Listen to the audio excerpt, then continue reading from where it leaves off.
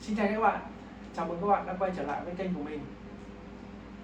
Trong video này mình sẽ dành cho các bạn nào vẫn đang sửa các đồ họa đồ cũ như các dòng GTX 700, GTX 900 như là 750 hoặc 960 đó các bạn. Trong video này mình sẽ cho các bạn thấy rằng mình đã sửa lỗi phần mềm test VRAM như thế nào nhé. Nhưng trước tiên mình sẽ cho các bạn thấy rằng chiếc card đồ họa này nó bị lỗi như thế nào nhé. Rồi, trên màn hình các bạn có thể thấy rằng chiếc card đồ họa này nếu như test phần mềm Full Max thì nó có thể test hàng tiếng đồng hồ mà không bị sập. Thế nhưng nếu như mà mình sử dụng phần mềm test khác mà nó sử dụng đồ họa ấy, thì nó chỉ test được khoảng vài phút thôi là nó sẽ bị văng driver và nó sập ngay. Và bây giờ mình sẽ cho các bạn xem nhé. Bây giờ mình sẽ thử một phần mềm test sử dụng VRAM này. Thì nó chỉ chạy được khoảng một thời gian rất ngắn thôi là nó sẽ bị sập.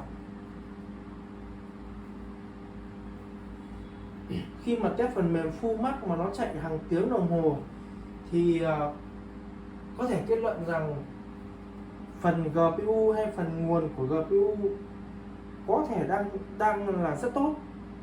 Thế nhưng khi mà sử dụng các phần mềm mà giả lập đồ họa mà nó bị văng driver, các phần mềm sử dụng đồ họa thì đa phần nó sẽ sử dụng thêm phần VRAM nữa, mà nếu như nó gặp lỗi thì có thể nó đã bị lỗi ở phần VRAM.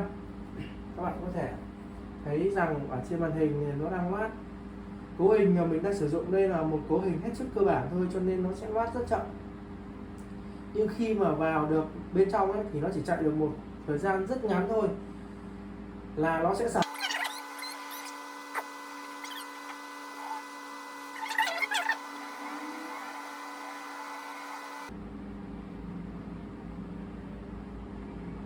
Đó, các bạn thấy không? Các bạn thấy không? Nó đã đơ rồi đấy. Và nó chỉ đơ một lúc nữa thôi là nó sẽ bị văng ra ngoài, nó đơ luôn rồi. Rồi, bây giờ mình sẽ tạm dừng để mình đi vào chi tiết phần mềm nhé các bạn nhé.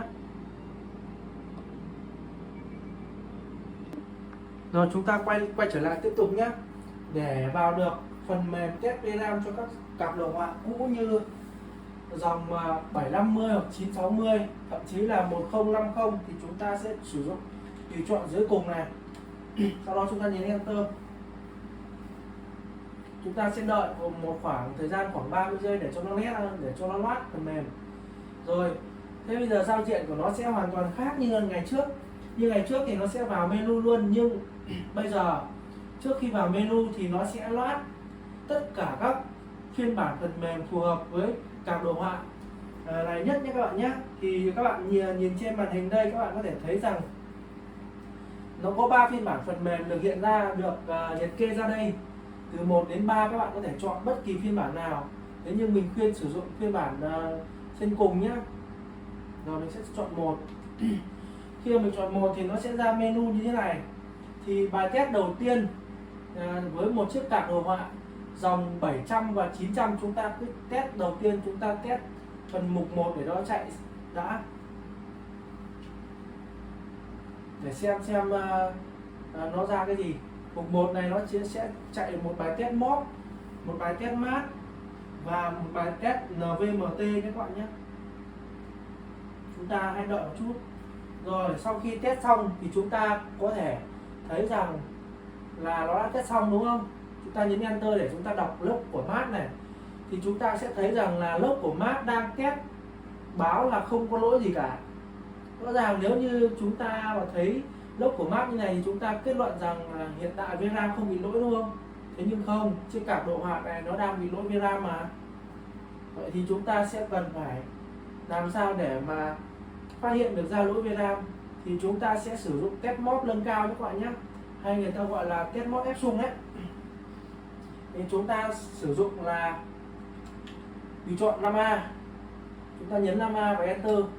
Khi mà chúng ta nhấn 5A và Enter, nó sẽ hỏi là chúng ta cần phải nhập thông số, tần số của chiếc card đồ họa này chúng ta có thể ép sung lên một chút, thì các bạn sẽ cần phải biết được tần số của chiếc card đồ họa đang ghét là gì nhé. Nếu như các bạn không biết tần số của chiếc card đồ họa đang ghét là gì, các bạn cứ vào ChatGPT, các bạn hỏi rằng tần số của card đồ họa, ví dụ như chiếc card đồ họa này là 770, thì các bạn tìm rằng tần số của card đồ họa 770 trong ni lúc là gì, thì nó sẽ cho ra các bạn ra kết quả. Các bạn dựa trên kết quả đó các bạn nhập vào nhé. Thì ở đây mình thấy rằng tần số của chiếc card đồ họa 770 nó là 3500, thì mình nhấn 3500 để cho nó test. Bài test này nó sẽ test mát, thì các bạn để ý cái phần màn hình bên dưới này, đấy, nó sẽ nhấp nháy như vậy. Các bạn cứ kiên nhẫn, các bạn chờ đợi khoảng thời gian để cho nó chạy xong. Nó sẽ chạy 3 lần lặp đi lặp lại. Đây chính là test ép sung VRAM các bạn. Ở phiên bản là phần mềm cũ ấy thì nó bị lỗi, bởi vì mình không chú trọng vào cái phần cho card đồ họa cũ này. Phần mềm test VRAM của mình đối với những cái phiên bản như GTX 1050 trở lên ấy, thì là rất tốt rồi, được đánh giá khá tốt. Nhưng các đồ họa cũ thì được đánh giá là chưa tốt, bởi vì mình không sửa các card đồ họa nữa. Nhưng hôm nay mình đã phải mua một chiếc card đồ họa của phiên bản cũ để mình làm lại cho phần mềm test VRAM, bởi vì vẫn còn có những bạn sửa những chiếc đồ họa đó, và những chiếc đồ họa đó đến ngày hôm nay vẫn sử dụng được mục đích chơi game bình thường, nó vẫn sử dụng tốt, chi phí của nó vẫn khá tốt.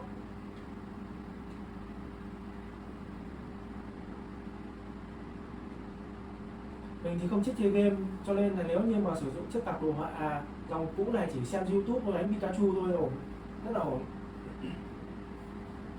Và các bạn hãy kiên nhẫn chờ đợi nhé, bài test này mình sẽ không tua.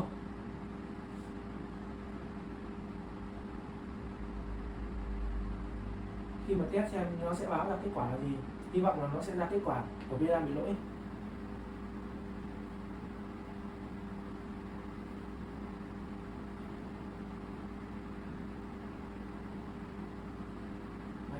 Video này mình sẽ cố gắng làm khoảng dưới 10 phút thôi. Rồi, chúng ta đã có kết quả. Thì ở đây chúng ta có thể nhìn thấy rằng nó đã báo gì các bạn? Memory, tức là nó đã báo VRAM bị lỗi rồi. Bây giờ chúng ta xem log để xem VRAM nào bị lỗi nha các bạn nhé. Chúng ta quay ra, chúng ta nhấn Enter để chúng ta quay ra này. Chúng ta nhấn 5V để xem log của mod này. Chúng ta dùng phím mũi tên lên xuống để chúng ta kéo log xuống để chúng ta xem này. Đấy, chúng ta cứ kéo xuống. Rồi chúng ta có thể nhìn thấy ở đây rằng nó đã lỗi VRAM D6332 chính là con D1, tức là nó đang bị lỗi VRAM D1. Bây giờ chúng ta sẽ chỉ cần thay VRAM D1 là chúng ta có thể xử lý được lỗi của chiếc card đồ họa này. Rồi, video này thì có thể sẽ kết thúc ở đây.